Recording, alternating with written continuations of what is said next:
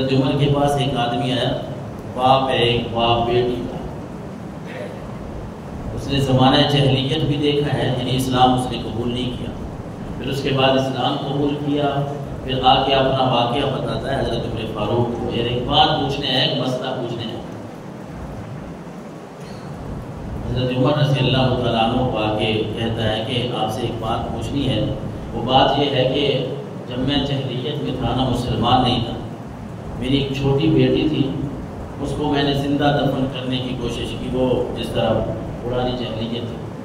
لیکن وہ بچ گئی، خیر وہ واپس آ گئی، بچ گئی، میں نے اسے کر دیا تھا دفن زندہ، اس کو اللہ نے زندگی دی۔ پھر یہ ہوا کہ جب میں مسلمان ہوا تو اللہ نے اس کے سینے کو بھی روشن کر دیا، وہ بھی مسلمان ہو گئے،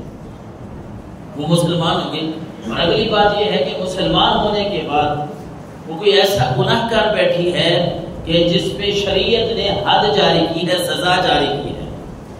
اچھا، جب سزا جاری ہو گئی اس کے بعد کے معاملات، وہ حضرت عمر سے اپنی بیٹی کے حالات بیان کر رہے ہیں۔ ایک وہ وقت تھا کہ وہ زندہ درگور ہونے کے لیے میں لے گیا، پھر وہ وقت آیا کہ وہ مسلمان ہو گئی۔ پھر انسان کی زندگی میں کئی واقعات ایسے رونما ہوتے ہیں، پھر وہ کہتا ہے کہ حضرت عمر کو اے امیر المومنین، پھر یہ ہوا کہ وہ مسلمان ہے، اچھے بھلے نیک کام کر رہی، اس سے غلطی ہو گئی، پھر اسلامی سزا جاری ہوئی۔ اس کے بعد حضرت عمر فاروق کو باپ بتاتا ہے کہ اب میری بیٹی اسلام میں مکمل داخل ہے، اس کے بعد وہ نیکیاں کر رہی ہے، اچھے کام کر رہی ہے۔ اب آپ سے مسئلہ یہ پوچھنا ہے کہ ایک رشتہ آیا ہے، ایک خاندان کے لوگ آئے ہیں اس کا رشتہ مانگنے کے لیے، ان کو ان باتوں کا علم نہیں ہے کہ انہوں نے کوئی برا کام بھی کیا ہے، ان کے اوپر اسلام نے کوئی حد جاری کی ہے۔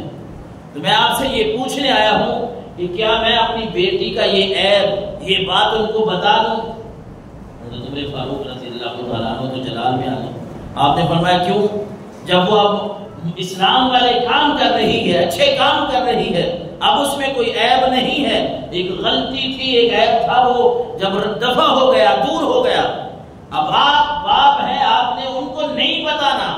بلکہ آپ نے ایک روایت کا مفہوم ہے، حضرت عمر نے فرمایا اگر آپ نے اپنی بیٹی کی یہ بات کسی کو بتائی تو میں آپ کو کوڑے لگواؤں گا، سزا دوں گا۔ اور فرمایا کہ جس طرح ایک بیٹی کی عزت اور احترام کے ساتھ شادی کی جاتی ہے، اسی طرح اس کا نکاح اور شادی کرو۔ لیکن ہمارا معاشرہ کیا ہے، یعنی اس روایت کا مفہوم بتانے کا مطلب یہ ہے کہ گناہ گار آدمی، مثال دے کہ بندہ نمازیں پڑھنے نہیں آتا اور ایک دن وہ آ بھی گیا نا، تو ہم نے یہ نہیں سوچنا کہ یہ آج آیا تو ہو سکتا ہے اللہ تبارک و تعالیٰ اس کے دل کو کھول دے اور روزانہ آنا شروع کر دے، نہیں، ہم اس پہ درد شروع کر دیں گے۔ ہم کہیں گے اچھا یہ بھی نمازی بن گیا، اچھا یہ بھی آج سچ بول رہا ہے، اچھا یہ بھی آج مسجد میں بڑھ آیا ہے، آ گیا مسجد میں۔ ایک دوسرے کو اشارے کریں گے، طنز کریں گے، آنکھوں کے اشارے کریں گے، ہاتھوں کے اشارے کریں گے، اگر ہو سکا تو ہم اس پہ زبان بھی چلا دیں گے۔ اچھا، ارے وہ اللہ کی بارگاہ میں آیا ہے، آپ کے گھر نہیں آیا، وہ نیک کام کرنے کے لیے برحال بھی گیا ہے، آپ اس کو اگلی صف میں جگہ دیں، اس کی عزت احترام کریں، اس کو عزت دیں گے، ہو سکتا ہے وہ اگلی نماز پہ بھی آ جائے۔ اسی بہانے چاہے وہ دکھلاوے کے لیے آیا ہے کہ میں نمازیں نہیں پڑھتا، محلے والے کہیں گے بے نمازی آج پڑھ لیتا ہوں، چاہے وہ دکھلاوے کے لیے آیا ہے، لیکن ہو سکتا ہے کہ جب وہ نماز پڑھے، ایک پڑھ لیتا ہے، دوسری پڑھ لیتا ہے، رب الرحمن ہے نا، غفور ہے، وہ بخشنے والا ہے، ہو سکتا ہے پہلی نماز وہ دکھلاوے کے لیے پڑھنے آیا ہو، لیکن اللہ اس کے سینے کو کھول دے، اس کے گناہ معاف کر دے، اگلی ساری زندگی وہ اللہ کی عبادت میں گزار دے۔ نعرہ تکبیر، نعرہ رسالت، نعرہ تحقیق، نعرہ حیدری۔ مطلب یہ ہے کہ اگر کوئی نیک کام کر رہا ہے تو گناہ کرنے کے بعد ہمارے معاشرے میں، میں معذرت کے ساتھ عرض کر رہا ہوں کہ یہ باتیں نہیں ہیں۔ ہم ایک بات کو اگر لے لیں نا، کسی کی کوئی عیب، کوئی گناہ اگر ہم دیکھ لیں یا ہمیں پتہ چل جائے، ہم تو اپنی نظروں سے اس کو یوں گرا دیتے ہیں نا، اس کو یوں حقیر سمجھتے ہیں کہ مسلمانوں کی صف سے بھی اسے نکال دیتے ہیں، کہتے ہیں کہ نہیں یہ تو مسلمان ہی اپنی رہا، یہ تو یہ کام کرتا ہے، وہ کام کرتا ہے۔ کئی ایسے واقعات ہوتے ہیں، مسجد میں نماز کے لیے کوئی آیا، کسی نے کبھی مسجد کے لیے پیسے نہیں دیے،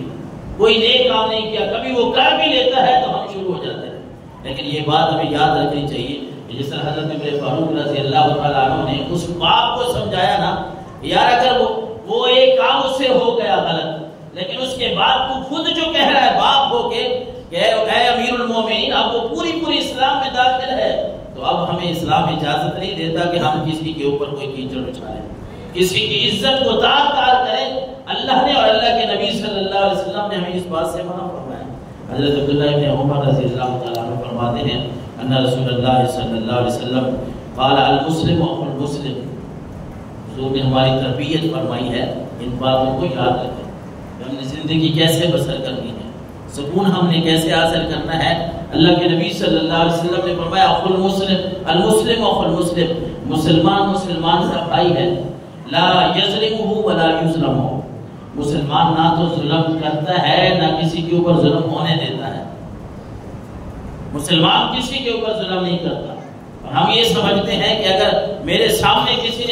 کسی نے کبھی غور سے دیکھ لیا، کوئی غصے سے دیکھ بھی لیا، تو میرا ذہن یہ ہوتا ہے کہ میں تو اینٹ اٹھا کے اس کا سر پاڑ دوں، سر اس کا پھوڑ دوں، کیوں اس نے دیکھا ہے۔ لیکن اللہ کے نبی صلی اللہ علیہ وسلم نے ہماری یہ تربیت فرمائی ہے، آپ نے فرمایا مسلمان مسلمان کا بھائی ہے۔ قرآن بھی فرماتا ہے انما المؤمنون اخوہ، مسلمان ایک دوسرے کے بھائی ہیں۔ اور ایک روایت میں جس طرح میں عرض کر رہا تھا کہ اللہ کے نبی نے فرمایا کہ مسلمان مسلمان کا بھائی ہے، مسلمان وہ ہے، ایک روایت کا مفہوم ہے کہ مسلمان مکمل کامل مسلمان وہ ہے جس کی زبان اور ہاتھ سے دوسرے مسلمان محفوظ ہو، دوسرے مسلمانوں کی عزت محفوظ ہو، وہ ہاتھ بھی نہ چلائے کسی مسلمان پہ اور زبان بھی نہ چلائے، عزت بھی کرے، کیونکہ عزت تو ہر کسی کو پیاری ہے نا، کیونکہ دنیا میں ہے تو یہی عزت احترام ہی ہے، تو انسان کو نصیب ہو جائے مل جائے تو ہر بندہ جانتا ہے سمجھتا ہے اور کہتا بھی ہے کہ یار پیسہ تو آنی جانی چیز ہے، عزت ہونی چاہیے۔ تو اس عزت کو محفوظ رکھنے کے لیے، محفوظ کرنے کے لیے اللہ کے نبی صلی اللہ علیہ وسلم نے ہمیں یہ باتیں سکھائی ہیں، تربیت فرمائی کہ مسلمان مسلمان کا بھائی ہے، مسلمان مسلمان پہ ظلم کرتا بھی نہیں ہے اور ظلم ہونے بھی نہیں دیتا۔ اور پھر فرمایا ومن کان فی حاجت اخیہ کان اللہ فی حاجتہ، جو بندہ کسی مسلمان کی کوئی ضرورت پوری کر دیتا ہے اللہ اس کی ضرورت کو پورا فرما دیتا ہے۔ صرف یہ نہیں بلکہ فرمایا ومن فرج عن مسلم کربۃ فرج اللہ عنہ کربۃ من کربات یوم القیامہ، اللہ کے نبی صلی اللہ علیہ وسلم نے فرمایا اس دنیا میں اگر کوئی مسلمان کسی کی مصیبت دور کرتا ہے، سبب بنتا ہے، وسیلہ بن جاتا ہے، وہ بندہ تکلیف میں ہے، مصیبت میں ہے، وہ بڑی تکلیف بڑی مصیبت سے گزر رہا ہے، اب وہ کام میں کر سکتا ہوں، آپ کام کر سکتے ہیں، اس کی اس مصیبت میں ہم اس کے کام آ سکتے ہیں۔ اللہ کے نبی نے فرمایا جو بندہ کسی مسلمان کی مصیبت میں کام آئے گا نا، اس کی مصیبت کو دور کرے گا، قیامت والے دن اللہ اس بندے کو بڑی مصیبت سے محفوظ رکھے گا۔